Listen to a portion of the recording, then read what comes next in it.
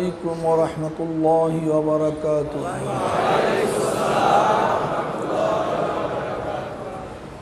الحمد لله نحمده ونستعينه ونستغفره ونعوذ بالله من شرور أنفسنا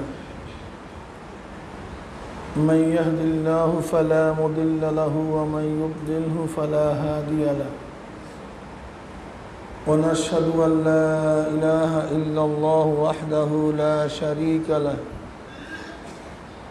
ونشهد أن محمدا عبده ورسوله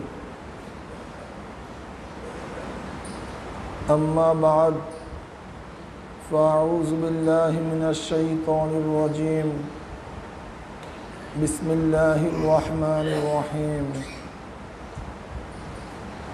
يا أيها الذين آمنوا صلوا عليه وسلموا تسليما اللهم صل على سيدنا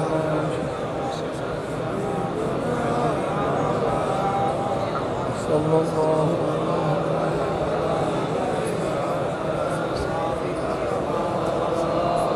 اللهم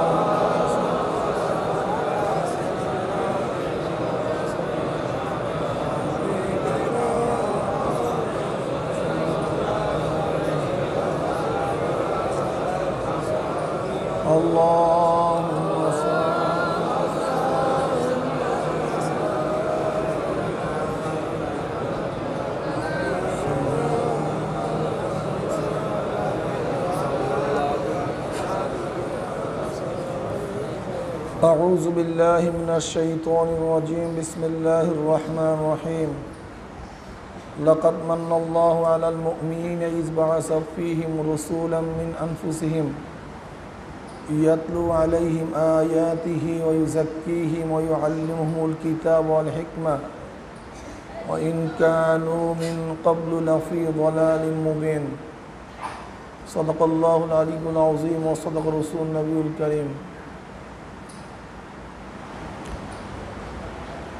আল্লাহ পাকের বান্দা জনাব মুহাম্মদুর রাসূলুল্লাহ সাল্লাল্লাহু আলাইহি ওয়াসাল্লামের উম্মতগণ, আল্লাহ পাক রব্বুল আলামিন আজ পর্যন্ত এই মুহূর্ত পর্যন্ত আপনাকে আমাকে হায়াতে রেখে তালিম ও তারবিয়াতের মাজলিসে বলার এবং শোনার তৌফিক আল্লাহ পাক দান করছেন। শুকরিয়া তান সবাই বলে আলহামদুলিল্লাহ। অনেক মানুষ তো রোজা শুরুই করতে পারে নাই, আগেই দুনিয়ার থেকে বিদায় হয়ে গেছে। কেউ তো দুনিয়াতে আসে ঠিকই, লেকিন রোজা শুরুও করতে পারে নাই, রোজাই রাখতে পারে নাই, আল্লাহ পাক তৌফিক দান করে নাই। তারা রোজার আগের দিন আর রোজার দিন বরাবর, রোজার আগেও তারা খানাপিনা করছে, রোজার মধ্যেও একই অবস্থায় আছে, তাদের কোনো পরিবর্তন নাই।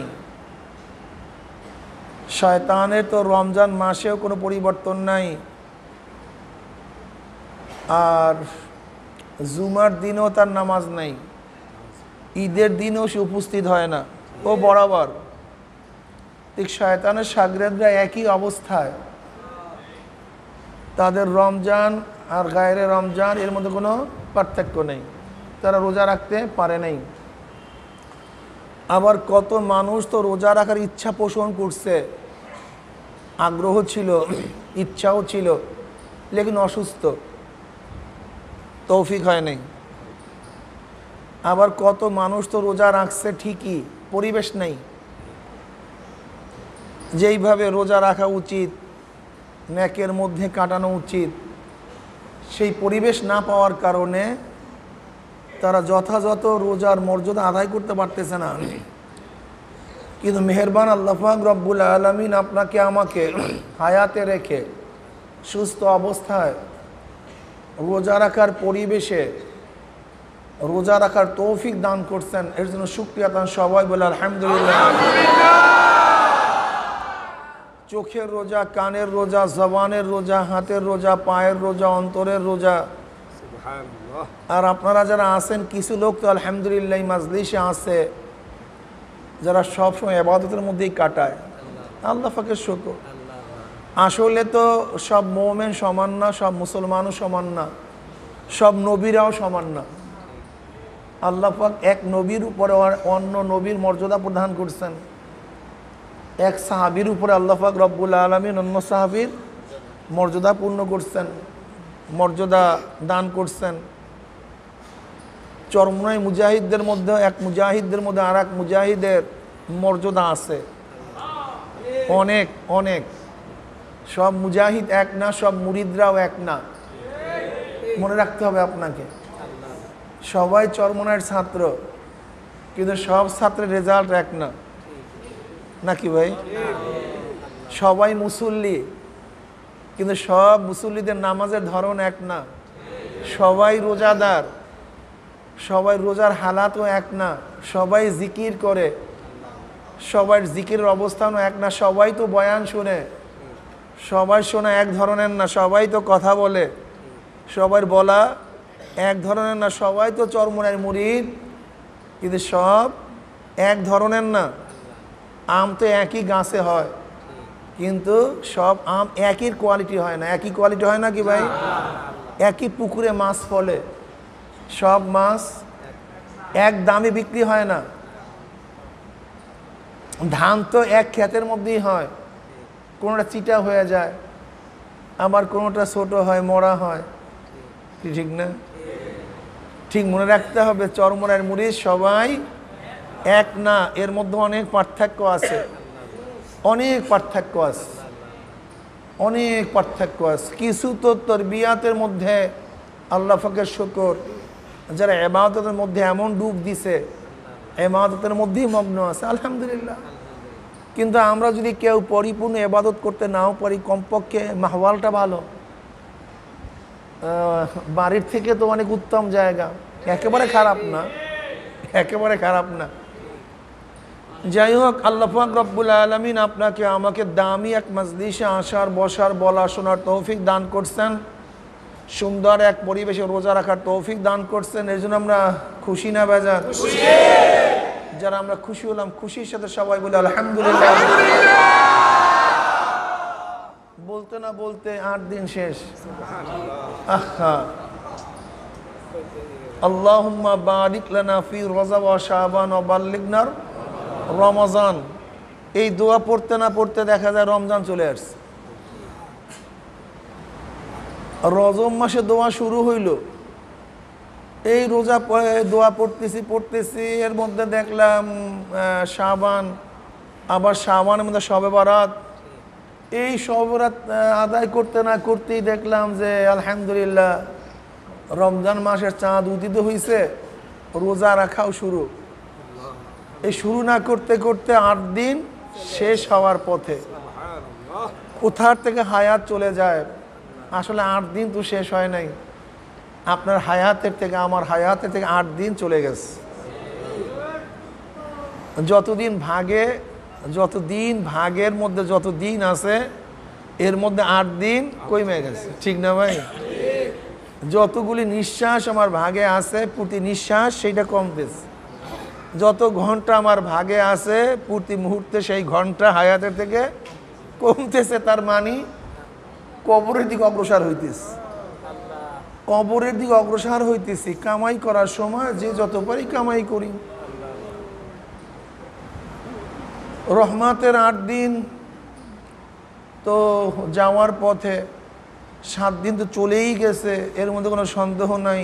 8 দিন যাওয়ার পথে, এর মধ্যেও সন্দেহ নাই। লেকিন রহমত পাইলাম কি পাইলাম না, এ ব্যাপারে নিশ্চিত না। রহমতের 8 দিন চলিয়া যাওয়া নিশ্চিত, কিন্তু রহমত পাইছি কি পাই নাই, এই ব্যাপারে আমরা নিশ্চিত না। উমর ইবনে খাত্তাব রাদিয়াল্লাহু তাআলা ঈদের দিনে দরজা বন্ধ করিয়া কাঁদতেন। সুবহানাল্লাহ। আমিরুল মুমিনিন, কেন কাঁদতেছেন? ঈদের দিন তো খুশির দিন। উমর ইবনে খাত্তাব রাদিয়াল্লাহু কি জবাব দিলেন? খুশি তো তাদের জন্য যারা রমজান মাসের রোজা রাখে, রোজা আদায়ের মাধ্যমে গুনাহ মাফ করাইতে পারছে, জাহান্নাম থেকে নাম কাটাইতে পারছে, তাদের জন্য খুশির দিন। কিন্তু যারা রমজান মাস পেয়েও জাহান্নাম থেকে নাম কাটাইতে পারে নাই, গুনাহ খাতা মাফ করাইতে পারে না, তাদের জন্য রহমতের মাস না, খুশির দিন না। আসলে তাদের খেয়াল আমাদের খেয়াল আসমান জমিন পার্থক্য। আসমান জমিন পার্থক্য। আসলে এই সমস্ত ঘটনা, এই সমস্ত ওয়াকিয়া পড়লে আসলে নাজাত পাবো কি পাবো না এই চিন্তাই তো মগ্ন। খুব কঠিন মাসালা। রহমতের 8 দিন চলিয়া যাইতেছে, জানি না রহমত পাইলাম কি পাইলাম না। আল্লাহর কাছে দোয়া করব, মাওলা হে তুমি রহমতের দ্বারা আমাদেরকে পূর্ণ করে দাও, আমাদের কাউকে মাহরুম করিও না। আমি যে আলোচনা করতেছিলাম, আলোচনা করতে করতে তো কোন জায়গার থেকে শুরু করব, কোন জায়গায় শেষ করব তাল গোল মিলায়া যায়। এ দেখা যায় সময় চলিয়া যায়। এই আলোচনা শুরু করতে না করতেই দেখা যায় সময় চলিয়া যাইতেছে। যে এই সমস্ত বিষয় আলোচনা করার মোটামুটি চিন্তা ভাবনা করতেছিলাম, সে সমস্ত বিষয় আলোচনা করতে পারবো কি পারবো না আল্লাহ পাকই ভালো জানেন। নবী আলাইহিসসালাতু ওয়াসসালামকে আল্লাহ পাক রব্বুল আলামিন মুমিনদের জন্য ইহসান, লাকাদ মান্নাল্লাহু আলাল মুমিনিনা, আল্লাহ পাক রব্বুল আলামিন মুমিনদের জন্য নবী আলাইহিসসালাতু ওয়াসসালামের প্রেরণকে ইহসান জিতলাইছেন। ইজ বাআসা ফীহিম রাসূলান মিন আনফুসিহিম, তাদের মধ্য থেকে আল্লাহ পাক রব্বুল আলামিন একজন রসুল প্রেরণ করেছেন। এটা আল্লাহ পাকের বহুত বড় ইহসান, অনুগ্রহ, বহুত বড় নেয়ামত। এর চেয়ে বড় বড় নেয়ামত আর হতে পারে না। সরদার দু আলম আলাইহিসসালাতু ওয়াসসালামের আবির্ভাবের জন্মের সামান্য কিছু আলোচনা করছিলাম, মক্কায় দাওয়াতে কিছু আলোচনা করছিলাম, নির্যাতনের 2-1টা রূপরেখা তুলে ধরছিলাম। নবী আলাইহিসসালাতু ওয়াসসালাম দারুল আরকামকে তার দাওয়াতি মিশন চালাবার জায়গা হিসেবে নিযুক্ত করছেন। যেহেতু এটা সাফা মারওয়ার পাদদেশে ছিল, কাফের বেঈমান মুশরিকদের নজরের বাহিরে ছিল, নিরিবিলি জায়গা ছিল। আসলে দারুল আরকামই ছিল গোটা দুনিয়ার মাদ্রাসাগুলির সূচনা। আসলে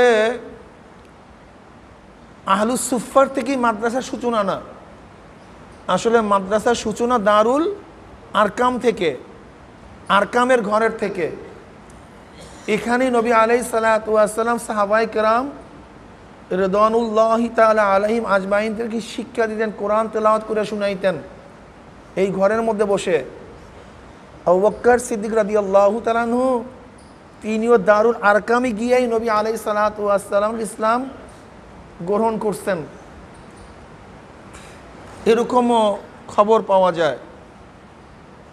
নবী আলাইহিসসালাতু ওয়াসসালাম দারুল আরকামে সাহাবায়ে কেরাম রিদওয়ানুল্লাহি তাআলা আজমাইনদেরকে বিভিন্ন দিন সম্পর্কে শিক্ষা দিতেন। বিভিন্ন এলাকার থেকে দারুল আরকামে মানুষ আসতো, দিন কবুল করত। এই টের পেয়ে তো কাফেররা তাদের সাথে মাঝামাঝি বাজাবাজিও করত। সাদ বিন আবি ওয়াক্কাস রাদিয়াল্লাহু তাআলার সাথে একবার কাফের দেশের তর্ক বিতর্ক শুরু হয়ে যায়। তিনি আর সহ্য করতে পারলেন না, তিনি আঘাত করছে।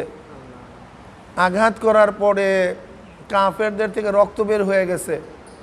ইসলামের জগতে সর্বপ্রথম এইটাই হইল মুসলমানদের পক্ষ থেকে প্রথম আঘাত, এটা সর্বপ্রথম। এর আগে আর কোনো আঘাত হয় নাই। সেই আঘাতটা কে করছিল? সাদ বিন আবি ওয়াক্কাস রাদিয়াল্লাহু তাআলা আনহু। এরপরে তো গ্যাঞ্জাম শুরু হইতে থাকে, মুসলমানদের উপর নির্যাতন চলতে থাকে। নবুয়াতির 4র্থ বছর শেষের দিকে নবী আলাইহিসসালাতু ওয়াসসালাম হাফসায় মুসলমানদেরকে হিজরত করার জন্য অনুমতি দিলেন। বাদশাহ নাজ্জাশী খুব আদেল ছিল, ইনসাফগার ছিল। তিনি জুলুম অত্যাচার করতেন না, ন্যায়পরায়ণ বাদশা ছিল, তিনি ধর্ম অবলম্বী ছিল, খ্রিস্টান ধর্ম পালন করত। সেই কাফেলায় লোক ছিল 12 জন, এর মধ্যে 4 জন ছিল মহিলা। নেতা ছিলেন ওসমান ইবনে আফফান রাদিয়াল্লাহু তাআলা আনহু, সরদার দু আলম আলাইহিস সালাতু ওয়াস সালামের কলিজার টুকরা রুকাইয়া রাদিয়াল্লাহু তাআলা আনহাও সেই কাফেলায় ছিলেন। সাইয়্যিদুল মুরসালিন আলাইহিস সালাতু ওয়াস সালাম বললেন, নবী ইব্রাহিম আলাইহিস সালাতু ওয়াস সালামের পরে এবং নবী লূত আলাইহিস সালাতু ওয়াস সালামের পরে সর্বপ্রথম দাম্পত্যদের হিজরাত তোমাদের।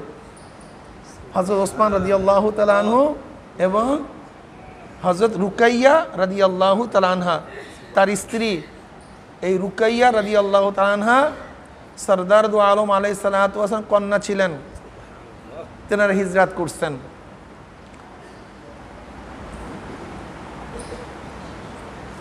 ওইদিকে সরদার দু আলম আলাইহিস সালাতু ওয়াস সালাম তিনি কোনো গোপন টোপন নাই, ওপিনি দাওয়াতি কাজ শুরু করছেন, কোরআন তেলাওয়াত করতেন। কাবা শরীফের অভ্যন্তরণে গিয়ে সূরা নজম তেলাওয়াত করা শুরু করলেন। যখনই আয়াত পর্যন্ত পৌঁছলেন ফাসাজাদু, তোমরা সেজদা করো, কাফেররা এর আগে এইভাবে কোনোদিন আর কোরআন তেলাওয়াত শুনে নাই। তারা তো বলতো লা তাসমাউ লিহাযাল কোরআন, তোমরা এই কোরআন শুনিও না, অবজ্ঞা করত। কিন্তু হঠাৎ সরদার দু আলম আলাইহিস সালাতু ওয়াস সালামের কোরআন তেলাওয়াতের তাসিরে সমস্ত কাফেররা নির্বাক হয়ে গেছে, তন্ময় হয়ে গেছে, তাদের হুশ হারায়া ফেলাইছে, মনোযোগ সহকারে কোরআন তেলাওয়াত শুনতেছিল। যখনই নবী আলাইহিস সালাতু ওয়াস সালাম এই আয়াত পর্যন্ত পৌঁছলেন, তখন নিজেও সেজদায় পড়ছে, কাফেররাও সেজদায় পড়ে গেছে। কাফেররাও সেজদায় পড়ে গেছে, তাদের অজান্তে সেজদায় পড়ে গেছে। সবাই তো আশ্চর্য হয়ে গেছে, কি করলাম, কি হইল? কিন্তু কার তো চেতন ছিল না, সবাই অসচেতন ছিল।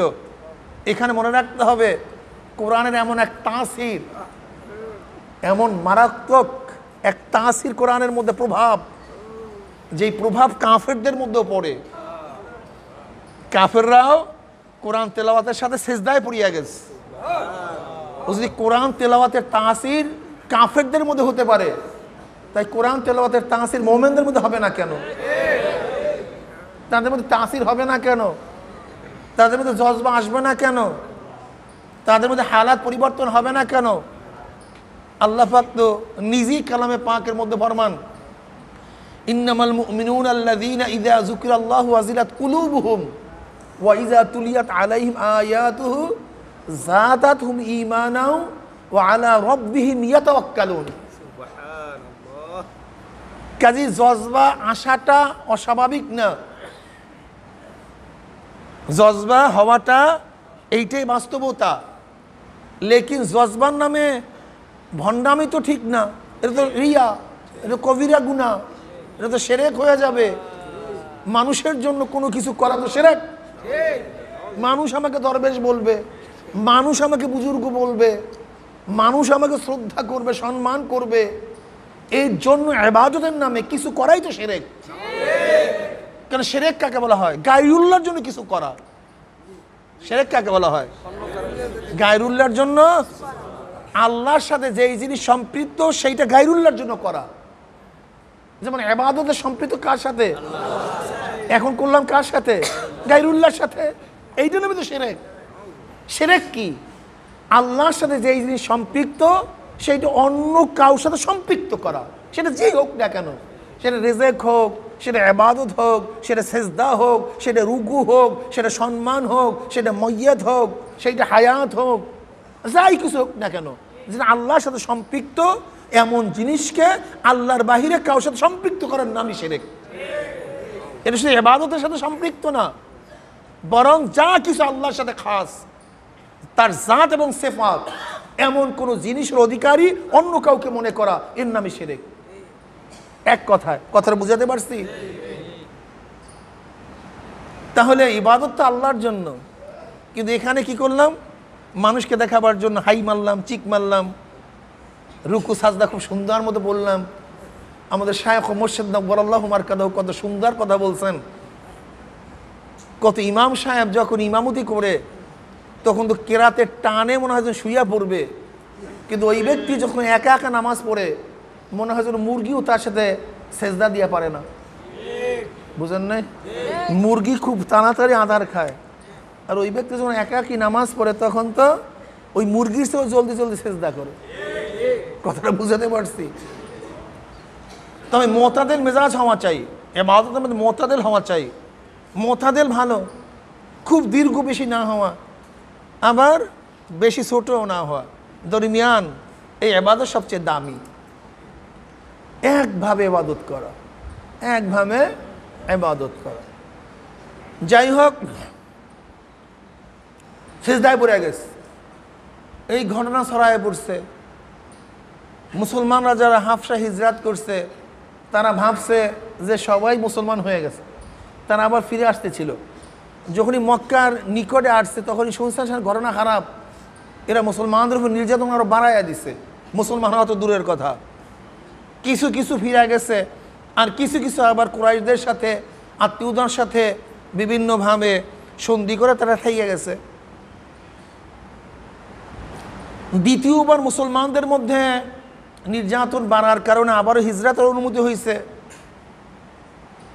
সেই কাফেলার মধ্যে 82 জন 83 জন সদস্য ছিল, মহিলাদের সদস্য ছিল 12 জন। তারা হিজরাত করে হাফসায় চলে গেছে। ওদিকে কাফেরা সহ্য করতে পারতেছে না, মুসলমানরা হাফসায় গিয়ে নাজ্জাশীর আশ্রয়ে খুব ভালো মতো ইবাদত করতেছে, সুখ শান্তির মধ্যে জীবন কাটাইতেছে। বেঈমানদের সহ্য হয় না। এর নাম টেররিস্ট, এর নাম টেররিজম। সন্ত্রাসবাদ আপনারা জানেন না, সন্ত্রাসবাদ কাকে বলা হয়? সন্ত্রাসী, সন্ত্রাসবাদ কি জিনিস আমরা অনেকেই জানি না। অন্যায়ভাবে অন্যের অধিকারকে খর্ব করার নাম সন্ত্রাস। অন্যায়ভাবে খর্ব করার নাম, আর যেই কাজটা করে তাকে বলা সন্ত্রাসী। আর এই নীতি ও কানুনকে বলা হয় সন্ত্রাসবাদ। সন্ত্রাসবাদ, টেররিস্ট, টেররিজম। অন্যায়ভাবে অন্যের অধিকারকে, যেই অধিকারী হোক না কেন, যে অধিকারী হোক না কেন, সেটা মালের অধিকার হোক, ঘরের অধিকার হোক, ক্ষমতার অধিকার হোক, ধর্মের অধিকার হোক, স্ত্রীর অধিকার হোক, যে অধিকারী হোক না কেন, অন্যায়ভাবে অন্যের অধিকারকে খর্ব করার নাম সন্ত্রাস। কথা বুঝাতে পারছি? দেখেন, এরা চলে গেছে হাফসায়। তোর দরকারটা কি? তোর দেশে সে নাই, তোর দেশে সে নাই, সে তো তোর দেশ ছেড়ে গেছে। অধিকার তো আছে কলেমার দাওয়াত দেওয়ার।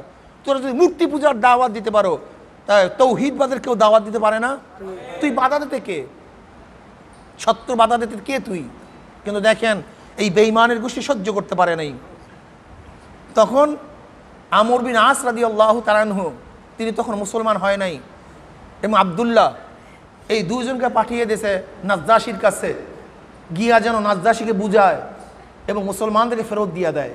কারণ আমর বিন আস রাদিয়াল্লাহু তাআলা আগের থেকে চৌকাশ, আগের থেকে কি রাজনীতিবিদ ছিল। ওই যে সিপ্পিনের যুদ্ধে আবু মুসা আশআরী রাদিয়াল্লাহু তাআলা আনহু এবং আবুল আস রাদিয়াল্লাহু তাআলা আনহুকে যখন সালিশ নিযুক্ত করা হয়েছিল, তখন আমর বিন আস রাদিয়াল্লাহু তাআলা আনহু আসলে তো সেই রাজনৈতিক কুটু কৌশল পরিচালনা করছিল, বুঝেন নাই? যাই হোক, তা আমর বিন আস রাদিয়াল্লাহু তাআলা আগের থেকেই খুব চৌকাট ছিলেন, রাজনীতিবিদ ছিলেন। কাফেররা মনে করছে আমর বিন আস তার বুদ্ধি কৌশলের সামনে নাজ্জাশী অবশ্যই মুসলমানদেরকে ফেরত দিতে বাধ্য হবে। দুজনকে পাঠায় দিছে, উপডৌকন অনেক অনেক দিয়া দিছে। নাজ্জাশীর কাছে গিয়ে বলছে, আপনাদের দেশে একদল আসছে আমাদের দেশ থেকে, যারা আমাদের ধর্মকে অস্বীকার করছে এবং আপনার ধর্ম তারা গ্রহণ করে নেই। দেখছেন আঘাতটা কোন জায়গায় মারছে? আমাদের ধর্মকে অস্বীকার করছে এবং আপনার ধর্ম তারা গ্রহণ করে নেই, আঘাত লাগাই দিস। একটা তো করবি। তারা নতুন এক ধর্মের প্রচার প্রসার করতেছে, কোথার থেকে নতুন ধর্ম নিয়ে আসছে, কত সূক্ষ্ম। আসলে আমর বিন আস রাদিয়াল্লাহু তাআলা খুব কৌশলী লোক ছিলেন। নাজ্জাশী তো আমি আগেই বলছি সে আদেল ছিলেন, ইনসাফগার বাদশাহ ছিল। তিনি একতরফা অভিযোগে বিশ্বাসী না, কেন যে বিচারক অবশ্যই তাকে, যার বিরুদ্ধে অভিযোগ আনা হয়েছে তাকে সামনে নিয়ে আসতে হবে, এছাড়া বিচার হয় না, ফয়সালা হয় না। একতরফা বিচার ঠিক না, একতরফা কথা শোনাও ঠিক না, শুনে বিশ্বাস করাও ঠিক না। এগুলো সব ইসলামের খেলাফ। আমরা এই সমস্ত কাজ করার কারণেই আমাদের মধ্যে সমস্যা সৃষ্টি হয়। দেখা যায় কেউ কারোর বিরুদ্ধে কথা বললে অমনি ক্ষিপ্ত হয়ে যায়, চিন্তাও করি না, ক্ষিপ্ত হয়ে যায়। কেন ক্ষিপ্ত হব? আমি তাকে জিজ্ঞাসা করি, ভাই আপনি এই কথা বলছেন কি না? যদি এই অভ্যাস আমাদের মধ্যে থাকতো তাহলে কোনো জ্ঞানজামই আমাদের মধ্যে হইতো না। 99% জ্ঞানজাম ধ্বংস হয়ে যেত শুধু একটা নীতি অবলম্বন করলে। জি আমার বিরুদ্ধে যে বলছে না কেন, যদি আপনি শোনেন তাকে ডাকেন, ডাইকা তার কাছে শুনেন, তাকে জিজ্ঞাসা করেন, ভাই আপনি আমার ব্যাপারে এই কথা বলছেন কি না? অথচ দেখা যায় শোনার সাথে সাথে ক্ষিপ্ত হয়ে যায়, তেলে বেগুনে জ্বলে যায়। আদৌ সেই ব্যক্তি বলেই নাই, ধারে কাছেও যায় নাই, আপনি বিশ্বাস করছেন, খেপায়া দিছে আপনাকে, আপনি কেন বিশ্বাস করবেন? আদৌ ঠিক না। আমাদের মুজাহিদদের মধ্যে দেখা যায়, আল্লাহ মাফ করুক, এরকম প্রবণতা দেখা যায়। বাস কেউ কারোর বিরুদ্ধে বললেই বলতে থাকি, হালকা জিকিরে বলতে থাকি, আর একজনের কাছে বলতে থাকি। তুমি চরমনায় মুজাহিদ তো দূরের কথা, তুমি এখন মানুষই হও নাই, তুমি মানুষই হও নাই। চরমনায় মুজাহিদদের গিবাস শেকায়ত করতে পারে না। বর্তমান জমানা চরমনায় মুজাহিদদের মধ্যেও গিবাস শেকায়ত প্রবণতা অনেক বেড়ে গেছে। এটা ধ্বংসের আলামত, মনে রাখিও, এটা ধ্বংসের আলামত। এটা ধ্বংসের দ্বারকে উন্মোচন করবে। আপন আপন ভাইয়ের থেকে বেশি মহব্বত করিও মুজাহিদদেরকে, পীর ভাইকে বেশি মহব্বত করিও। আগে পীর ভাইকে দেখলে মনে হয় যেন আপন ভাইয়ের চেয়েও মারাত্মক। আর বর্তমানে দেখা যায় এক পীর ভাই আর এক পীর ভাইয়ের গিবাস শেকায়েত, হিংসা হাসাদ, ঝগড়া বিবাদের মধ্যে লিপ্ত হয়ে যায়। এটা মুসলমানের আলামত হতে পারে না। নাজ্জাশী ডাকছে জাফর ইবনে আবু তালেব রাদিয়াল্লাহু তাআলা আনহু, তিনিও বুদ্ধিমান ছিলেন, কৌশলী ছিলেন, ভয় পেয়ে গেছে। কিন্তু মুসলমানের প্রতিনিধি হিসাবে নাজ্জাশীর সামনে মুতাকাল্লিম হিসেবে সে কথা বলা শুরু করছে। নাজ্জাশী বলছে, কিসের ধর্ম তোমরা প্রচার করো, তোমরা কি করতেছ? তখন জনাব হজরত জাফর ইবনে আবু তালেব রাদিয়াল্লাহু তাআলা আনহু সরদার দু আলম আলাইহিস সালাতু ওয়াস সালামের গোটা মিশন তার সামনে উপস্থাপন করছে, যে আমরা তাওহীদের দাওয়াত দেই, লা ইলাহা ইল্লাল্লাহ মুহাম্মাদুর রাসূলুল্লাহর দাওয়াত দেই, আমরা শিরক থেকে মুক্তির দাওয়াত দেই, এক আল্লাহর ইবাদত করার দাওয়াত দেই, আমরা আত্মীয় স্বজনের মধ্যে সম্পর্ক অক্ষুণ্ণ রাখার দাওয়াত দেই, জুলুম নির্যাতন থেকে মানুষকে বিরত রাখার দাওয়াত দেই। আমরা ছিলাম হিংস্র, আমরা মানুষদের সাথে যেইভাবে ব্যবহার করতাম যা কোনো জানোয়ারের সাথেও এরকম ব্যবহার কেউ করতে পারে না। আমরা গোলামকে গোলামই মনে করি না, আমরা বেবিচারের মধ্যে লিপ্ত থাকতাম, আমরা মদ পান জুয়া এর মধ্যে ডুবন্ত অবস্থায় থাকতাম, খুন খারাপি ডাকাতির মধ্যে নিমজ্জিত থাকতাম। কিন্তু সরদার দু আলম আলাইহিস সালাতু ওয়াস সালাম এসে আমাদের আত্মীয়তাকে অক্ষুণ্ণ রেখেছেন, আমাদের চোর ডাকাতির অভ্যাস ফিরিয়ে দিয়েছেন, এক আল্লাহর সামনে মাথা নত করতে তিনি আমাদেরকে শিক্ষা দিয়েছেন, আমাদের মধ্যে মোহাব্বত ভালোবাসা পয়দা করার তিনি আমাদেরকে দাওয়াত দিয়েছেন। এই কথা বলার পরে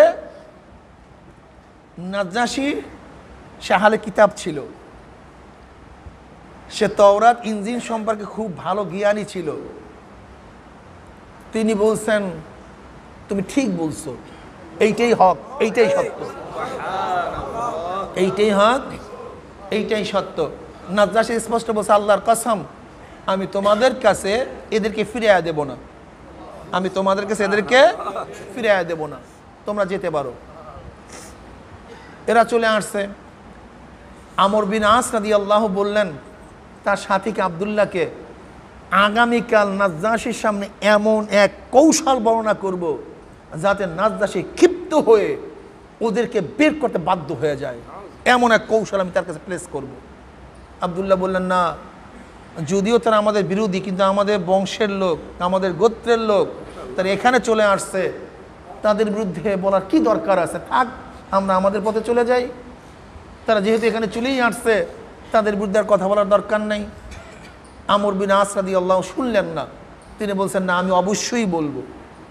পরের দিন গেছে, গিয়া বলতেছে নাজ্জাশী বাদশাহ, আপনি জানেন এরা মসি ইবনে মরিয়ামকে বহুত গালাগালি করে, এর বিরুদ্ধে ভালো ধারণা রাখে না।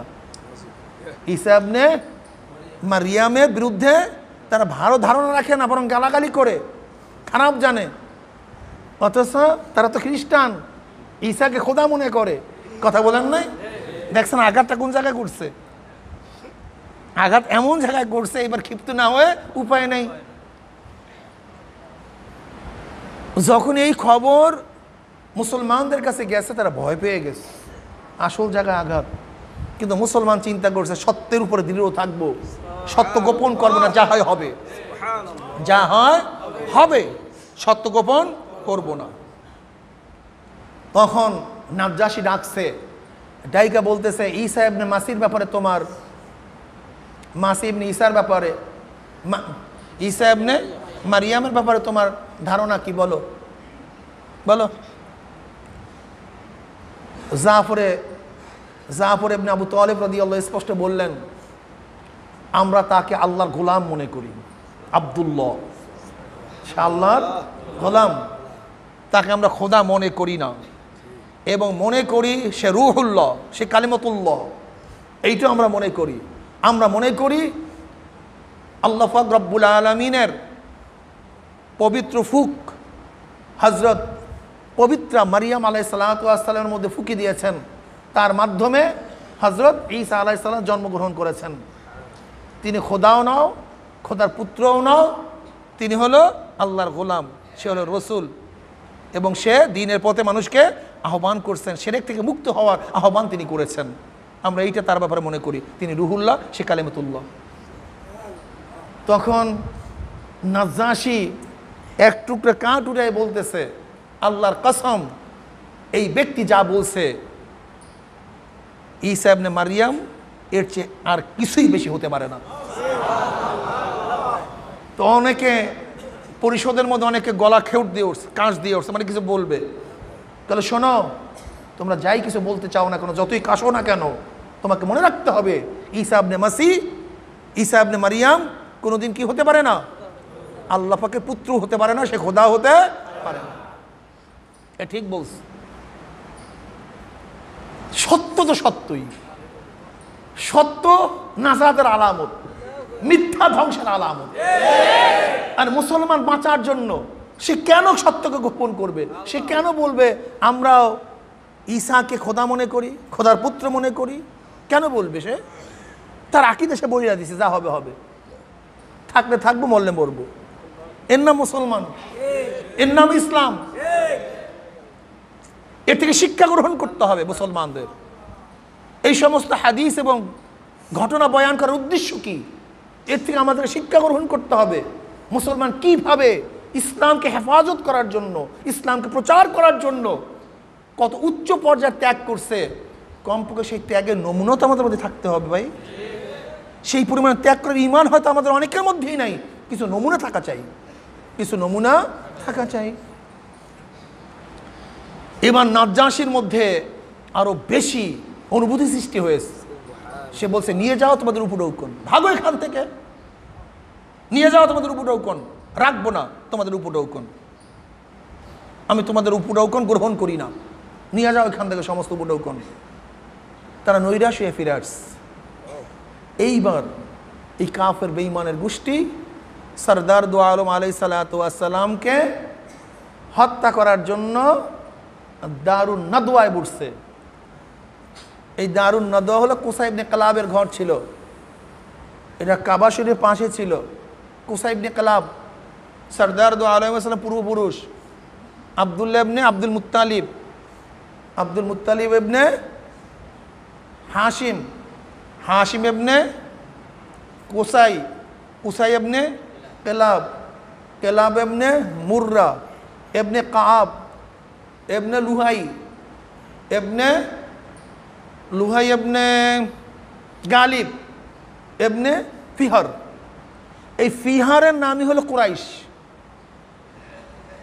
এই গালিব ইবনে ফিহারের উপাধি ছিল কি? কুরাইশ। এখান থেকে কুরাইশ বংশ, এখান থেকে কি কুরাইশ বংশ। এই কুসাই ইবনে কিলাব, এই কুসাই ইবনে কিলাবের পরামর্শ ছিল দারুন নাদওয়া। এই দারুন নাদওয়ায় কুরাইশ ব্যতীত অন্য কেউ ঢুকতে পারতো না।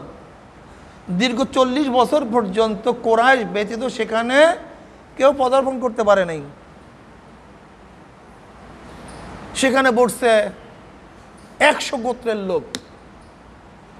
আবু জেহেল সেখানে ছিল, সে সভাপতির আসনে বসা, যার নাম আবুল হাকাম, ওমর ইবনে হেশাম। এর মধ্যে সে পরামর্শশালায় বুড়া মেয়ায়, চিনছেন বুড়া মেয়ায়? ইয়ামানি পোশাক পরে, কম্বলধারী হয়ে, নজদের উঁচা টুপি, খুব শান শওকাতে, মনে হয় যেন জ্ঞানীদের সর্দার হিসাবে সেখানে ঢুকে গেছে। কে তুমি? চিনি না তো তোমাকে, কে তুমি? করে তোমরা যেই পরামর্শে বসছো এই ব্যাপারে আমার খুব ভালো জ্ঞান আছে, আমার খুব অভিজ্ঞতা আছে, তোমাদের পরামর্শ আমি কাজে লাগবো। তার জ্ঞান গরিমা দেখে, ভাবসাব দেখা বসার অনুমতি দিস। শয়তান কৌশলে নিজেই এখন সভা পরিচালনা করা শুরু করছে। কি করা যায় এই ফিতনার ব্যাপারে? নাউজুবিল্লাহ। এটা আমাদের ধ্বংসের বহুত বড় আলামত। নিশ্চয়ই আমরা ধ্বংস হয়ে যাব, থাকবে না আমাদের ধর্ম। প্রতিদিন বাড়তেছে মুহাম্মাদের ধর্ম, নতুন নতুন মুসলমান হচ্ছে, এরা ত্যাগী, এরা হিজরাত করতেছে, বিভিন্ন জায়গায় যাইতেছে, কিন্তু ধর্ম ছাড়তেছে না। কি করা যায়?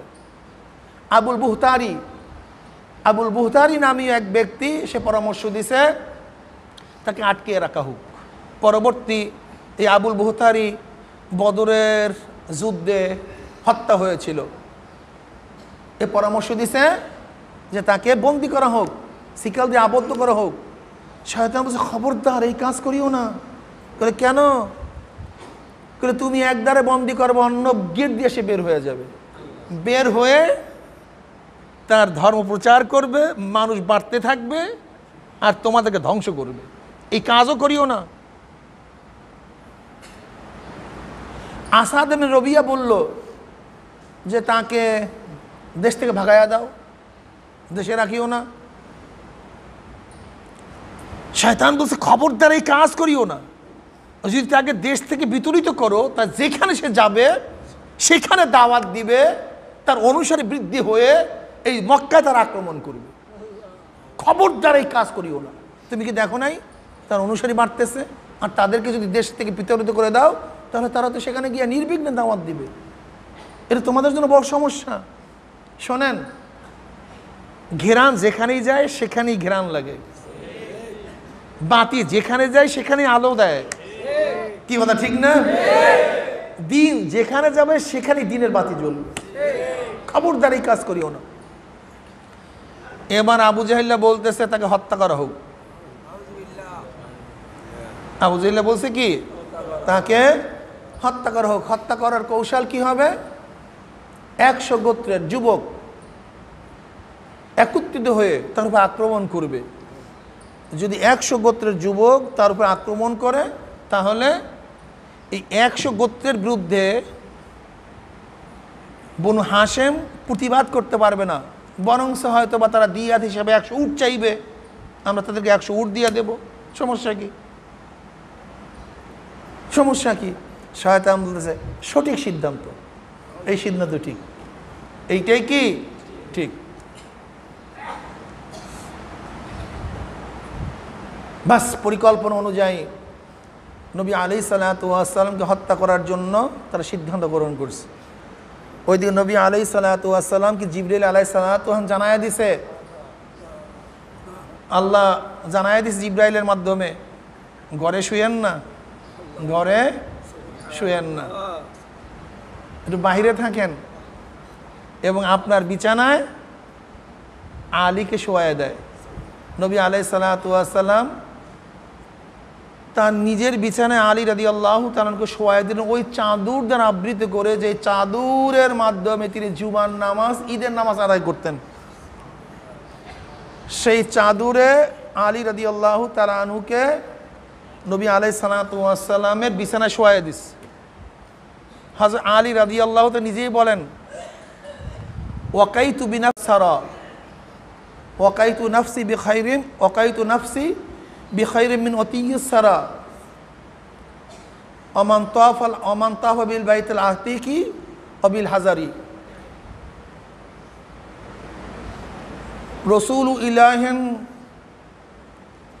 রসুল ইলাহিন যাই হোক, ওয়াকাইতু বিনাফসি খায়রাম মান আতিয়িস সারা ওমান তাফা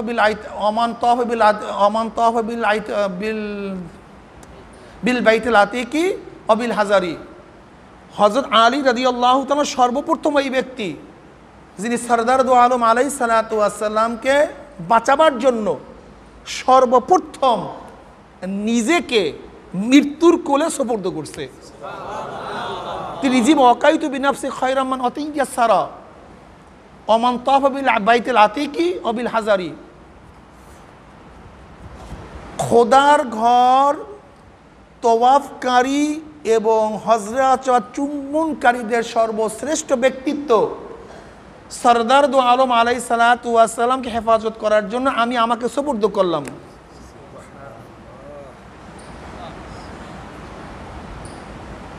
নবী আলাইহিস সালাতু ওয়াস সালাম তিনি ভয় করতেছেন যে কোনো শত্রু তাকে আক্রমণ করবে। আল্লাহ পাক রব্বুল আলামিন তার নিজের অনুগ্রহে তাকে হেফাজত করছে। এই বয়াত তিনি তেলাওয়াত করলেন, বললেন যে হযরত আলী রাদিয়াল্লাহু আনহু সর্বপ্রথম ওই ব্যক্তি যিনি নবী আলাইহিস সালাতু ওয়াস সালামকে হেফাজত করার জন্য নিজেকে কি করছেন, সুপর্দ করছে, মৃত্যুর কোলে সুপর্দ করছে।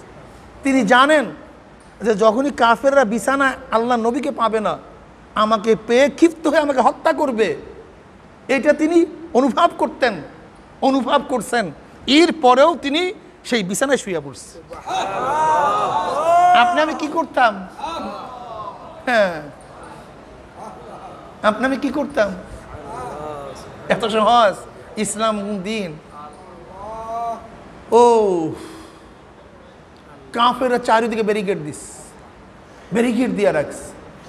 ভিতরে বেড়া তো চিনায় সব, ভিতরে খেয়াল করে দেখছে যে হ্যাঁ ঠিকই আছে, লোক তো বিছানার মধ্যে আছে, কিন্তু তারপর রাত্রে ঘরে ঢুকে নাই। কাফেরদের মধ্যে নিয়ম ছিল, আমাদের মধ্যে সেই নিয়মও নেই। ব্যারিকেড দিয়ে আছে, ভোর যখন হবে, যখন বের হবে তখন তাকে আক্রমণ করবে। দেখছে না শুয়ে আছে।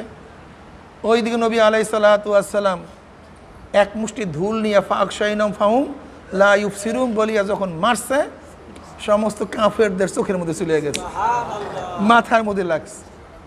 তারাও চক্ষু ডলতেছে, নবী বের হয়ে গেছে। এক ব্যক্তি বলতেছে, তোমরা কি করতেছো? বলে এই কাজ করবো। বলে তোমরা যেই কাজের জন্য দাঁড়ায় আসো সে তো এখান থেকে চলে গেছে। বলে কি কয়? আসলে দেখো না তোমাদের মাথায় ধুল। সেই ব্যক্তি বলছে, আসলে হাত দিয়ে থেকে মাথার মধ্যে ধুল আছে। এরপর আবারও ফাঁক করছে বেড়া। বলে না সে তো আছে। বলে না ঠিক না, সে আছে, থাকো। ভোর পর্যন্ত অপেক্ষা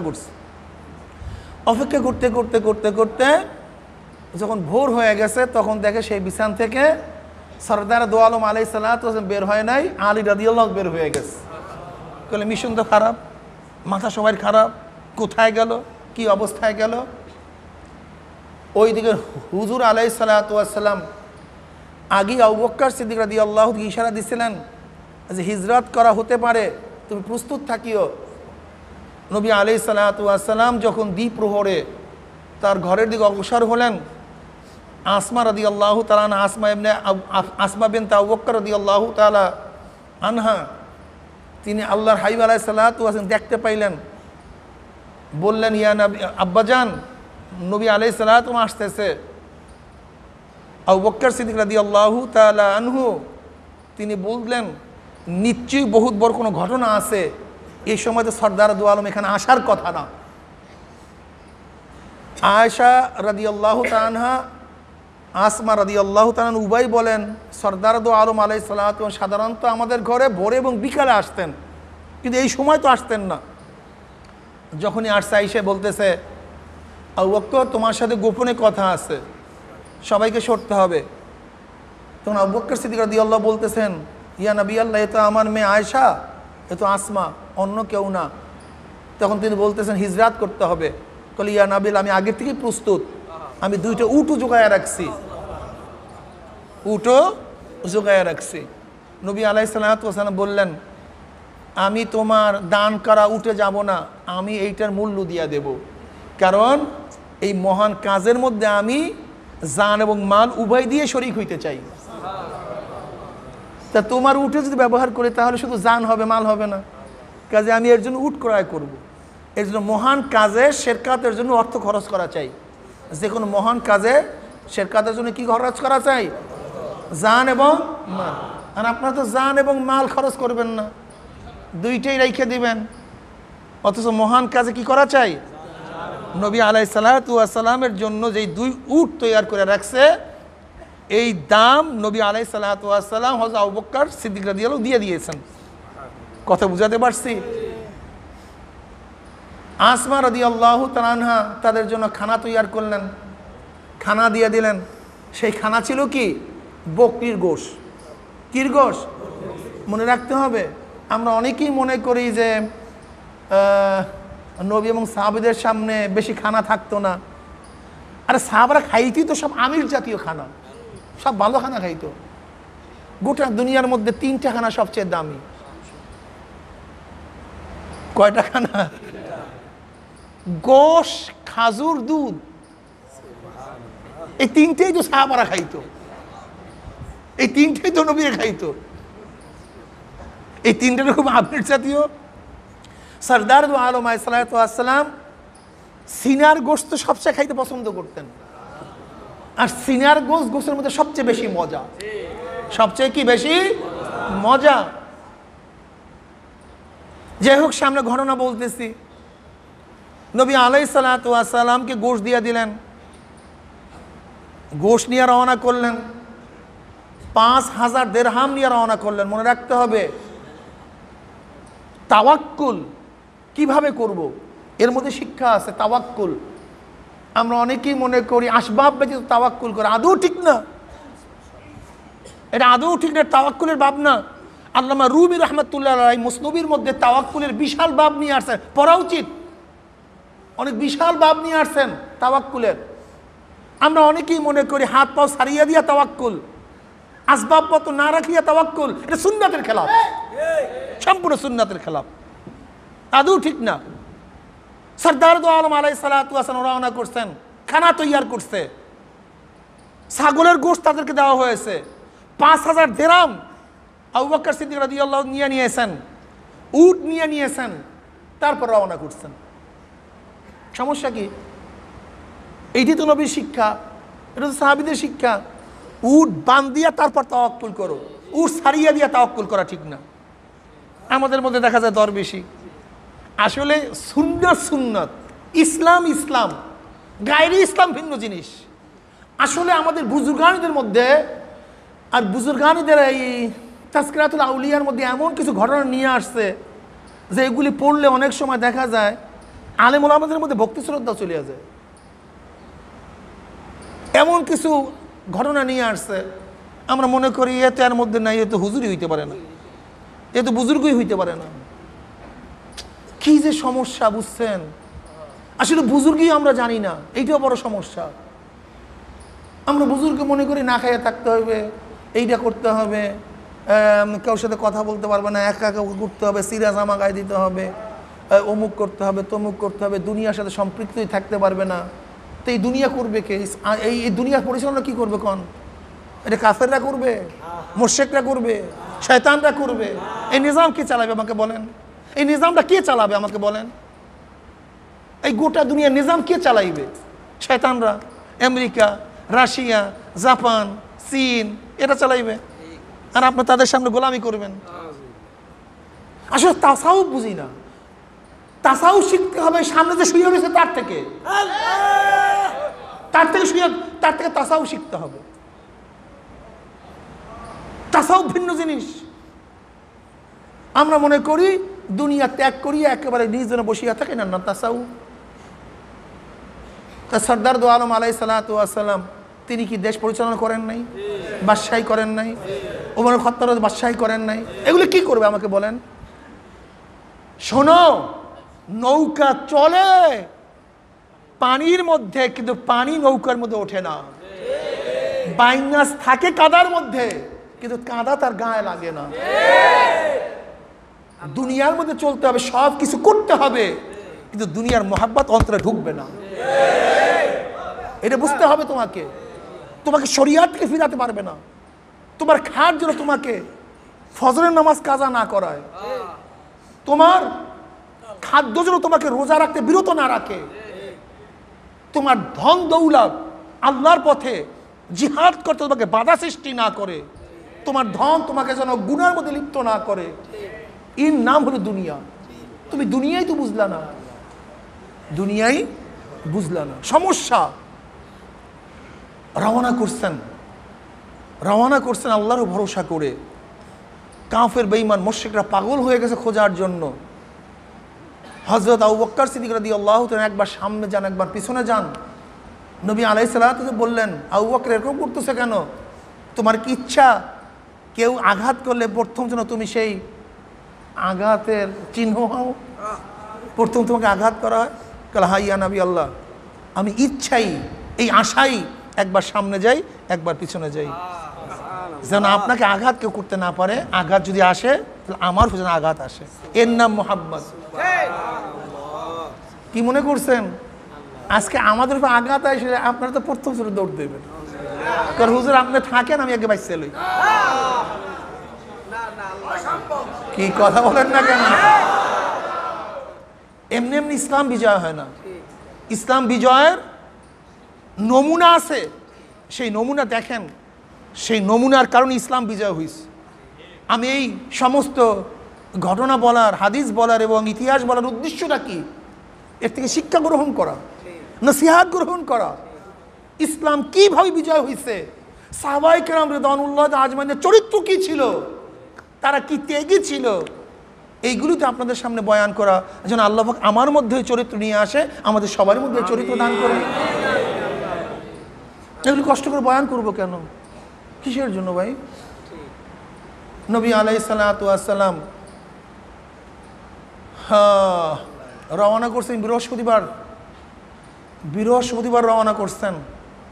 যাইতে যাইতে গারে সাউরের মধ্যে সাউর ইবনে আব্দে মানাফ নামে এক ব্যক্তি কোন এক জমানায়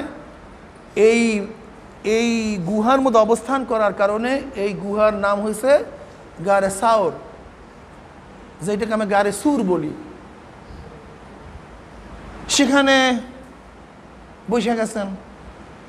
আরব্য কাফেররা পদচিহ্ন খুব মারাত্মক অভিজ্ঞতা ছিল। পদচিহ্ন দেখা এই কাফেলা কোথায় গেছে খোঁজ পাইতো তারা, এত মারাত্মক। কোথায় গেল? অন্য রওয়ায়াতের মধ্যে আসছে নবী আলাইহিস সালাতু ওয়াস সালাম মাথার মধ্যে রুমালে ঢাকা ছিল। এইটাও বিশাল এক আমাদের হিকমত মনে রাখতে হবে।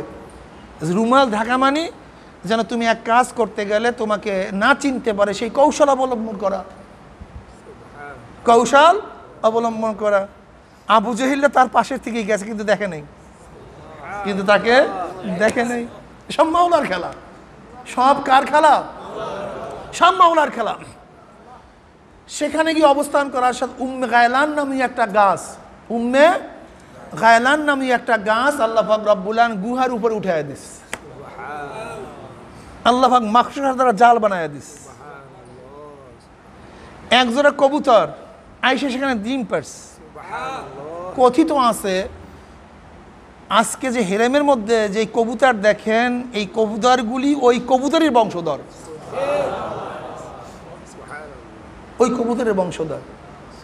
ডিম পারছে।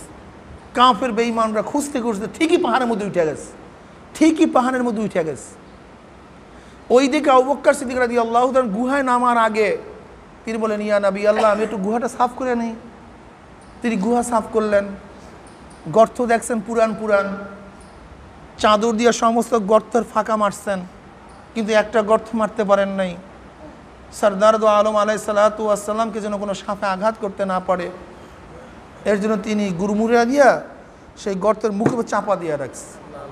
আর সরদার দো আলম আলাইহিস সালাতু রাহমাতুল্লাহ আলামিন তিনি আবু বকর সিদ্দিক রাদিয়াল্লাহু তাআলা আনহুর উরুর উপরে মাথা দিয়ে আরাম করতেছিলেন, শুয়ে আছিলেন। আবু বকর সিদ্দিক রাদিয়াল্লাহু তাআলা আনহুকে প্রশ্ন করা হয়েছে, তোমার কাছে কোন তিনটা জিনিস সবচেয়ে প্রিয়? কোন তিনটা জিনিস?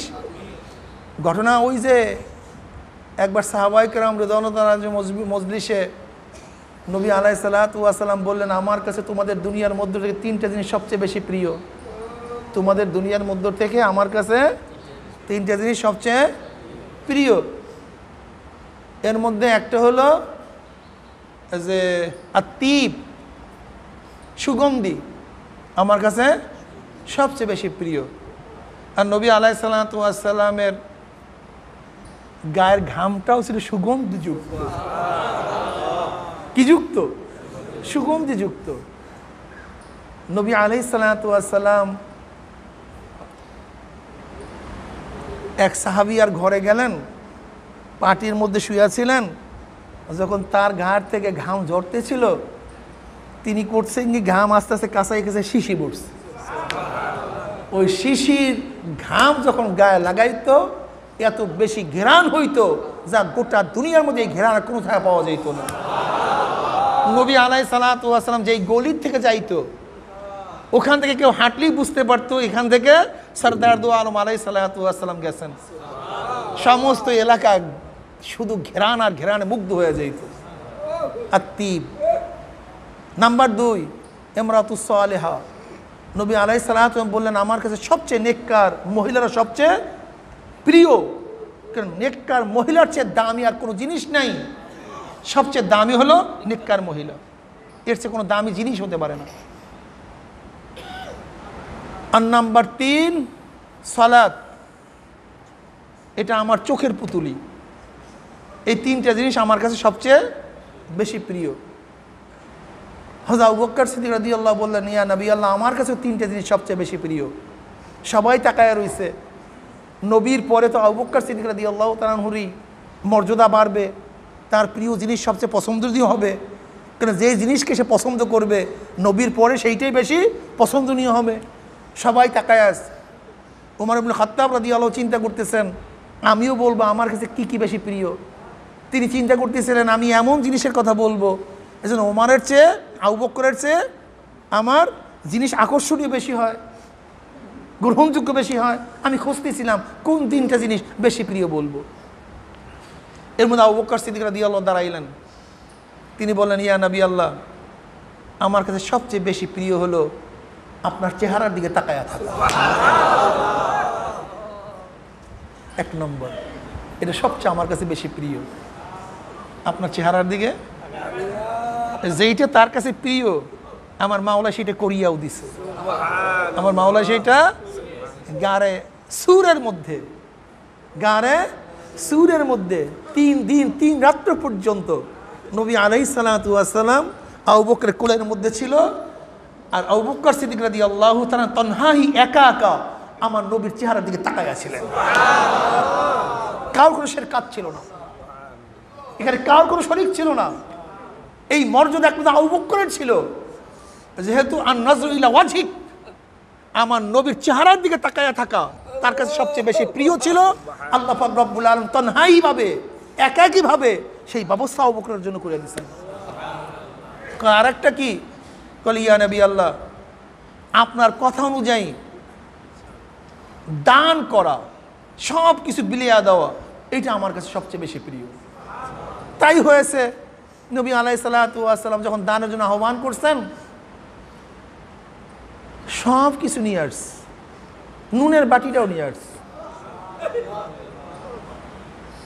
কিচ্ছু রাখে নাই। বলে আবু বকর, ঘরের মধ্যে কি রাখছো? বলে কিছুই না। বলে আল্লাহ আল্লাহ রসুলকে রেখে আসছে। আর একটা কি? বলে আমার মেয়ে আপনার ঘরে থাকবে, এইটা আমার কাছে প্রিয়। আপনি আমার জামাই, আমি আপনার শ্বশুর, এর চেয়ে বড় প্রিয় জিনিস আর কিছু আমার কাছে নাই। আবু বকর সিদ্দিক রাদিয়াল্লাহু সে গারে হেরার মধ্যে, গারে সুরের মধ্যে নবী আলাইহিস সালাতু কোলে নিয়ে শুয়ে আছে, নবী শুয়ে আছেন, কোলে নিয়ে বসে আছেন। ইবনে হাজার আসকালানী রাহমাতুল্লাহ আলাইহি বলেন, মনে হয় যেন যেরকম রেহালের মধ্যে কোরআন শরীফ মিললে যেরকম চাঁদের মতো দেখা যায়, মনে হয় যেন আবু বকরের কোলে সরদার দু আলমের সেই চেহারাটা মনে হয় যেন কোরআন শরীফ মেলা অবস্থায় আছে।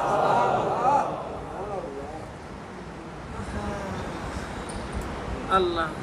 কিন্তু একটা গর্তের থেকে বারবার তার পায়ের মধ্যে আঘাত করতেছিল, কিন্তু নাড়া দেয় না।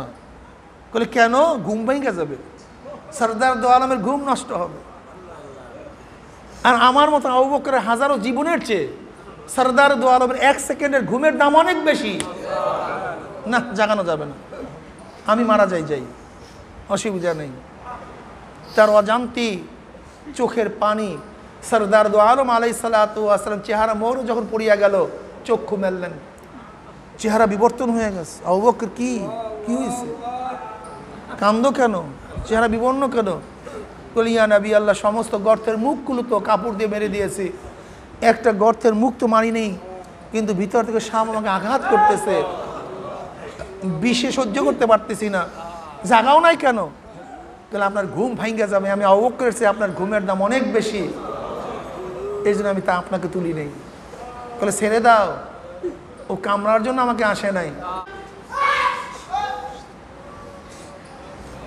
ও কামড়ার জন্য আমাকে আসে নাই, বরং আমি এখানে আসবো 100 বছর পর্যন্ত অপেক্ষায় আছে আমার সাথে সাক্ষাৎ করার জন্য। 100 বছর ধরে অপেক্ষায় আছে সাক্ষাৎ করার জন্য। নবী আলাইহিস সালাতু ওয়াস সালাম থুতু লাগাইয়া দিলেন, সাথে সাথে 20 সব পানি হয়ে গেছে। সেখানে 3 দিন ছিলেন, রওনা করলেন সোমবার। বহুত ঘটনা এর মধ্যে আছে। যখন কাফেররা খুঁজতে গেছে, খুঁজতে যখন ওই গুহার কাছে গেছে, কাফেররা বলতেছে খুঁজে দেখি না, কিন্তু তোদের মাথা কি খারাপ হয়েছে নাকি? তোদের মাথা খারাপ হয়েছে। মাহুরে বাসা বানায় রাখছে, কেউ ঢুকলে সেখানে মাহুরের বাসা চিরা যাবে না। কবুতরের ডিম পেড়ে আছে, সেখানে কবুতরকে উইরা যাবে না। এখানে মানুষ থাকলে, আর তোর বাপদাদার 14 গোষ্ঠীর আগে, জন্মের আগেও আমি দেখছি এখানে এই গর্তের মধ্যে মাহরের আশা। কাজে কিসের এখানে মানুষ আছে? মার দে। আবু বকর সিদ্দিক রাদিয়াল্লাহু বলে, ইয়া নবী আল্লাহ, ওই যে পাও দেখা যায়, ওই পাও দেখা যায়। লা তাহজান ইন্নাল্লাহা মা'ানা, ভয় পেও না, আমাদের সাথে আল্লাহ আছে।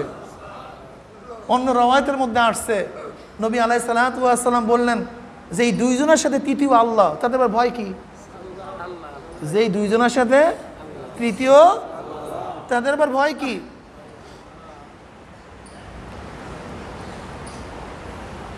অন্য রওয়ায়াতের মধ্যে বর্ণনায় আসছে, যখন আবু বকর সিদ্দিক রাদিয়াল্লাহু তাআলা এই কথা বললেন, ইয়া নবী আল্লাহ, ওদের পাও দেখা যায়, তখন নবী আলাইহিস সালাতু ওয়াস সালাম বললেন, চিন্তা করিও না, যদি ওরা আমাদের এখান থেকে ঢোকে তা আমরা এই পথ থেকে বের হয়ে যাব, এই পথ থেকে বের হয়ে যাব। রাবি বলেন, আবু বকর সিদ্দিক রাদিয়াল্লাহু যখন এই পথের দিকে তাকাইলেন, তখন তিনি দেখেন একটা জেদ্দা পর্যন্ত গোটা ক্লিয়ার একটা পথ, এবং সেই নদীর পাড়ে মাঝিরা নৌকা নিয়ে বসা আছে, নৌকা নিয়ে বসা আছে। তার টেনশন কিসে? কোনো চিন্তা নেই। রওনা করলেন, চলতেছেন, ক্লান্ত শ্রান্ত। এক মুশরিক ওই পথ প্রদর্শক ছিল, এক মুশরিক পথ প্রদর্শক ছিল, মুর্শিদ ছিল। দেখেন, মুশরিক কিন্তু বেঈমান না, মানে বিশ্বাসঘাতক না। সে মুশরিক কিন্তু বিশ্বাসঘাতক না, সে ওফাদারি ছিল, আমানতের খেয়ানত করে নাই, তার কাছে উট রাখা হয়েছিল। নবী আলাইহিস সালাতু ওয়াস সালাম বলছে, অমুক দিন সোমবার দিন তুমি আসবা। ঠিকই সে উট নিয়ে আসছে, কিন্তু কাফেরদেরকে খবর দেয়নি। সে পথের অলিগলি খুব ভালো জানতো। আসলে আমাদের চরিত্র কোথায় গেছে? চরিত্র কোথায় গেছে? আমানতদারি কোথায় গেছে? দিয়ানতদারি কোথায় গেছে? ওয়াদা কোথায় গেছে আজকে আমাদের? কাফের মুশরিক, পথ প্রদর্শক, কিন্তু সে গোপন ফাঁস করে নাই, আমানতের খেয়ানত করে নাই। আর আমরা কি করতেছি? মুসলমান কিসের চরিত্র, কিসের মুসলমান? রওনা করছি। রওনা করছে। করতে করতে করতে যাইতে যাইতে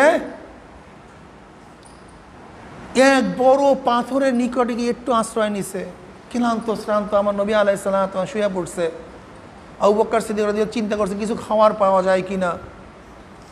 নবী আলাইহিস সালাম ক্লান্ত অবস্থায় শুয়ে পড়ছেন। এর মধ্যে দেখছে এক রাখাল বকরি নিয়ে আসছে। আবু বকর সিদ্দিক রাদিয়াল্লাহু বললেন, তোমার কাছে কি দুধ আছে? দুধের ব্যবস্থা করতে পারবেন? হ্যাঁ পারি। তিনি দুধ দিলেন। নবী আলাইহিস সালাম শোয়া অবস্থায় ঘুম থেকে জাগবার মুনাসেব মনে করলেন না। তিনি দুধ নিয়ে অপেক্ষা করতেছিলেন। সরদার দো আলম আলাইহিস সালাম যখন জাগ্রত হয়েছে, আবু বকর সিদ্দিক রাদিয়াল্লাহু তাকে দুধ পান করালেন। আমার নবী এত খুশি হয়েছে যা চিন্তাও করা যায় না। চলতেছে চলতেছে চলতেছে চলতেছে যাইতে যাইতে যাইতে যাইতে উম্মে মাবাদ নামী এক মহিলা সম্ভ্রান্ত পরিবারের লোক, সে তার খিমার বাহিরে অবস্থান করতেছিল। তিনি খুব মেহমান নেওয়াজি করাইতেন, পথিকদেরকে মেহমান নেওয়াজি করাইত, মেহমানদারি করত। আবু বকর সিদ্দিক রাদিয়াল্লাহু গিয়ে বললেন, কিছু কি খাবার আছে, মেহমানদারি করতে পারবেন? বলে, আল্লাহর কসম আমার কাছে কিছুই নাই, ছাগলগুলি তো অনেক দূরে চলে গেছে, ছাগলগুলি অনেক দূরে চলে গেছে, আমি তোমাদের কি খাওয়াবো? সরদার দো আলম আলাইহিস সালাম বলতেছেন, ওইটা কি? কোনো বকরি রোগের কারণে ওর সাথীদের সাথে চলতে পারে না, পিছনে রয়ে গেছে, এই জন্য বেঁধে রাখছি। কিন্তু তুমি কি অনুমতি দাও তার থেকে দুধ দহন করার? তুমি কি অনুমতি দাও তার থেকে দুধ দহন করার? কি বলো তুমি? ওটা দুধই হয় না, ও তো রুগ্নর কারণে সে বৈশা আছে, সে যেতেই পারে নাই, তোমার ইচ্ছা হলো তুমি দুধ দহন করো। সরদার দো আলম আলাইহিস সালাম মুআজ্জিজা ছিল। সরদার দো আলম আলাইহিস সালাম বকরির কাছে গিয়ে যখন দুধের মধ্যে এরকম ডলন দিলেন, অমনি উলানের মধ্যে দুধ ভরপুর হয়ে গেছে। ছাগি পাও ছাড়াইয়া দিছে, ছাগি পাও ছাড়াইয়া দিছে, মানে দুধ দহন করার ভাব তার মধ্যে সৃষ্টি হয়ে গেছে। নবী আলাইহিস সালাম বললেন, এমন একটা পাত্র নিয়ে আসবা যেন একটা বড় দল সেই পাত্র থেকে দুধ পান করতে পারে, বড় একটা পাত্র নিয়ে আস। সরদার দো আলম আলাইহিস সালামের কাছে বড় এক পাত্র নিয়ে আসা হয়েছে। সরদার দো আলম আলাইহিস সালাম দুধ দহন করা শুরু করলেন। করতে করতে করতে করতে গোটা পাত্র ভরপুর হয়ে গেছে, মাখন উঠে গেছে উপরে। পান করলেন, সাথীদেরকে পান করালেন, মহিলাকে পান করালেন, সবাই পান টান করার পরে সরদার দো আলম আলাইহিস সালাম আবারও এক পাত্র দুধ দহন করে তারা রওনা করলেন। আবু মাবাদ যখন আসছে বকরি নিয়া, আইসা তাকে ঘরের মধ্যে দুধ, খুশি হয়ে গেছে, দুর্ভিক্ষের জমানা, দুর্ভিক্ষ চলতেছে, বিশাল পাত্রে দুধ দেখে মহা খুশি, কোথায় পাইলে এই দুধ? তখন উম্মে মাবাদ সমস্ত ঘটনা তার কাছে বয়ান করছে, যে অমুক অমুক ব্যক্তি তিনি এই ঘটনা ঘটায় চলে গেছে। এই ব্যক্তির ব্যাপারেই তো মক্কাবাসীর হয়রান পেরেশান, একেই তো খুঁজতেছে, নিশ্চয়ই সেই ব্যক্তি এই ব্যক্তি হবে। আমি যদি তাকে পেতাম, আমি তার সাথে সাক্ষাৎ করতে পারতাম, আল্লাহ যদি আমাকে সাক্ষাৎ করান, নিশ্চয়ই আমি তার সাথে অনেক কথা বলবো। নবী আলাইহিস সালাম মদিনায় চলে গেলেন। এরপরে যে ঘটনা আপনারা অনেকেই জানেন, সরদার দো আলম আলাইহিস সালাম যদি দিন কায়েম করতে গিয়ে, ইসলাম প্রচার করতে গিয়ে এত কষ্ট সাধনা সহ্য করতে পারেন, সাহাবায়ে কেরাম রিদওয়ানুল্লাহি তাআলা আজমাইন নিজের ঘর বাড়ি ত্যাগ করতে পারেন, যদি এত মায়ের সহ্য করতে পারেন, তাহলে আপনার এবং আমার সেই দিনের জন্য কি করণীয়, কি করা উচিত? ও মুজাহিদরা, ও মুসলমানরা, আজকে ইসলাম আমরা পালন করি না, ইসলাম আমরা পালন করতে চাই না। এই বিষয়ের কত আলোচনা করব। নবী আলাইহিস সালাম মদিনায় গেলেন। মদিনায় যাওয়ার পরে ঘটনা আপনারা সবাই জানেন। এই আব্দুল্লাহ ইবনে উবাই ইবনে সুলুল কেন ক্ষিপ্ত? এর মুনাফিকের কারণটা কি? এর মুনাফিকের কারণ হলো এই যে মদিনাবাসী তো আব্দুল্লাহ ইবনে উবাই ইবনে সুলুলকে নেতৃত্বের মুকুট পরাবে, সবাই পরামর্শ করছে। এর মধ্যে সরদার দো আলম আলাইহিস সালাম যাওয়ার পরে সেই নেতৃত্বের মুকুট আল্লাহর হাবিব আলাইহিস সালাতু ওয়াস সালাম মাথার উপরে পরাইয়া দিস। এইটা কোনো অবস্থায় আব্দুল্লাহ ইবনে উবাই ইবনে সুলুল সহ্য করতে পারে নাই। এই নেতৃত্ব চলে যাওয়ার কারণেই জীবনভর আমার নবীকে কষ্ট দিস, এমন কষ্ট দিছে যা চিন্তাও করা যায় না, চিন্তাও করা যায় না। কিন্তু জুয়ানরা কিন্তু পিছনে ছিল না। জুয়ানরা তার ইসলাম গ্রহণ করছে, কিন্তু অনেক মুরব্বী ইসলাম গ্রহণ করতে পারে নাই। আবু জেহেল ইসলাম গ্রহণ করে নাই, কিন্তু তার ছেলে ইকরামা কিন্তু ইসলামের বড় সৈনিক হয়ে গেছে। ওলিদ কিন্তু ইসলাম গ্রহণ করতে পারে না, কিন্তু খালিদ ইসলামের বহুত বড় মুজাহিদ হয়ে গেছে। তলিব কিন্তু ইসলাম গ্রহণ করতে পারে না, কিন্তু আলী জাফর বহুত বড় ইসলামের মুজাহিদ হয়ে গেছে। এই আব্দুল্লাহ ইবনে উবাই ইবনে সুলুল কি ইসলাম গ্রহণ করতে পারে না, কিন্তু তার ছেলে আব্দুল্লাহ বহুত বড় মুজাহিদ হয়ে গেছে। দেখা যায় মুরব্বীরা ইসলাম গ্রহণ না করলেও যুবকরা কিন্তু পিছনে ছিল না। যুবকরা ঠিকই দ্বীনের ধর্মের ইসলাম গ্রহণ করছে। আমাদের আজকেও দেখা যায় বহুত বাচ্চাদের বাবা ইসলামের উপরে নাই, কিন্তু আল্লাহ পাক রব্বুল আলামিন তার সন্তানকে ইসলামের বুঝ দান করছে। কি আছে কি নাই? এই যে ইসলাম পালন করার জন্য কিছু কষ্ট করার প্রয়োজন আছে কি নাই? কিছু আছে নাকি আরামে আরামে? হ্যাঁ, আরামে আরামে। কি দান সৎকার প্রয়োজন আছে কি নাই? দান সৎকার প্রয়োজন আছে। এই রমজান মাস দান সৎকার মাস, বেশি বেশি দান সৎকার করবেন, কোরআন তেলাওয়াত করবেন, জিকির আজকারের মধ্যে মশগুল থাকবেন। রহমাতের 10 দিন 8 দিন চলিয়া যাইতেছে, জানি রহমত পাইলাম কি পাইলাম না। কার কাছে বেশি বেশি দোয়া করব? মাওলা হে যেহেতু নিয়েই আসছে চরমনাই, আল্লাহ ওয়ালাদের সাথে রাখছে। আমি তো পাপিষ্ট, আমি গুনাহগার, আমি নালায়েক, আমি নাফরমান, কিন্তু তোমার বহুত মোমেন এই মাজলিসের মধ্যে আছে। তোমার নেককার, তোমার দিনদার, তোমার আবেদ, তোমার সলে, তোমাকে যারা ভোলে না বহুতই তো আছে। আমি যদিও গুনাহগার, কিন্তু তাদের উপর রহমত নাজেল করলে আমাদেরকে মাহরুম করিও না। তাদেরকে ক্ষমার ঘোষণা দিলে আমাদেরকেও মাহরুম করিও না। তাদেরকে কবুল করলে আমাদেরকে কবুল করে নাও।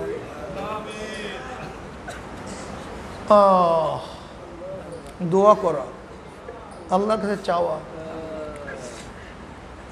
যদি মাওলার কাছে চাওয়ার মতো চাইতেই পারি, উদউনি আস্তাজিব লাকুম, আমার মাওলারকে যদি ঠিক মতো ডাক দিতে পারি, আমার মাওলা অবশ্যই ডাকে সাড়া দিয়া দেবে, কোনো সন্দেহ নেই। কিন্তু ডাকার মতো ডাকতে হবে। নবী আইয়ুব আলাইহিস সালাতু ওয়াস সালাম মাওলাকে ডাকছে, মাওলা ডাকে সাড়া দিছে। দীর্ঘ 18 বছর পর্যন্ত অসুস্থ,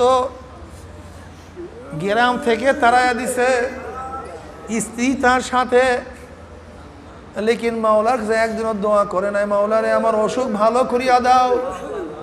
রোগ দিছে তুমি, দেখবা তুমি, সমস্যা কি? পোকায় কিটকিট আঘাত করে, আমার মাওলার জিকির করে, কি যে মজা। কিন্তু যখন জিব্রার মধ্যে পোকা লাগিয়া গেছে, 2 চোখের পানি ফলাইল, মাওলারে একদিনও দোয়া করি নাই তুমি আমাকে সুস্থ করে দাও। কারণ আমার শরীরের মধ্যে যতই অসুস্থ থাকুক না কেন, জবান দিয়া তোমাকে ডাক দিছে, আমার কলিজা ঠান্ডা হয়ে গেছে। কিন্তু আজকে যদি জবান দিয়ে ডাকতে না পারি, আমি সহ্য করতে পারবো না। আমার মাওলা পাক রব্বুল আলামিন তার সমস্ত শরীরকে ভালো বানাইয়া দিছে, আমার সম্পদ ফিরাইয়া দিছে, নেতৃত্ব ফিরাইয়া দিছে। নবী ইউনূস মাছের পেটের মধ্যে ডাক দিছে, মাওলা রে এই অন্ধকার পানির মধ্যে কেউ আমাকে দেখে না, কেউ সাহায্য করতে পারবে না, তুমি যে সাহায্য করো তাহলে কেউ আমাকে মারতে পারবে না। আমার মাওলাকে ডাক দিছে, আমার মাওলা তার ডাকে সাড়া দিছে। নবী ইব্রাহিম আলাইহিস সালাতু ওয়াস সালাম আগুনের মধ্যে আমার মাওলাকে ডাক দিছে, আমার মাওলা তার ডাকে সাড়া দিছে।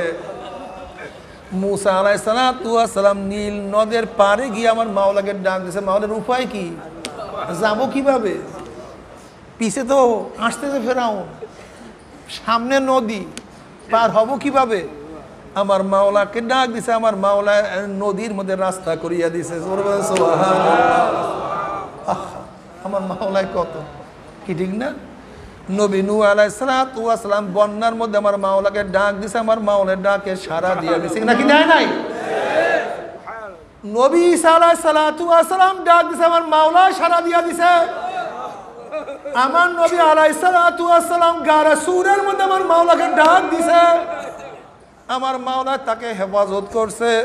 সাহাবায়ে কেরাম রিদওয়ানুল্লাহি তাআলা আজমাইন আমার মাওলাকে ডাক দিছে, আমার মাওলা ডাকে সাড়া দিয়া দিছে। আল্লাহর ওলির আমার মাওলাকে ডাক দিছে, আমার মাওলা ডাকে সাড়া দিয়া দিছে। এমনকি কুকুর আমার মাওলাকে ডাক দিছে, কুকুরের ডাকে আমার মাওলা সাড়া দিয়া দিছে। আমার নবী তো গোটা জানোয়ারের জন্য রহমত, গোটা জানোয়ারের জন্য রহমত। এক উট নবী আলাইহিস সালাতু ওয়াস সালামের দরজার সামনে আসিয়া মাথা ঝুঁকাইয়া দিছে, আয়েশা মাথা ঝুঁকাইয়া দিছে। নবী আলাইহিস সালাতু ওয়াস সালাম বললেন, এই উটটা আমার কাছে অভিযোগ করতে আছে। কলে কি অভিযোগ? কলে অভিযোগ করতে আছে উটের মালিক উটকে খাদ্য কম দেয় এবং তার থেকে কাজ বেশি নেয়, এই অভিযোগ আমার কাছে দান করছে। নবী আলাইহিস সালাতু ওয়াস সালাম উটের মালিক কে বলতে আছে, মালিক তুমি উটকে খানা কম দাও এবং তার থেকে কাজ বেশি নাও, উট আমার কাছে অভিযোগ করছে।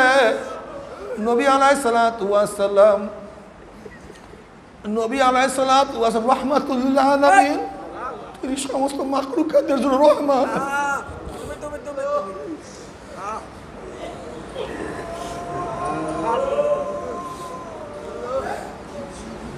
মালিক খবরদার, উটকে খানা কম দিবা না এবং কাজও তার থেকে বেশি নিবা না, বরং তার যেই পরিমাণের খাদ্যের প্রয়োজন সেই পরিমাণে খাদ্য দিবা এবং তার থেকে কাজ একটু কম নিবা।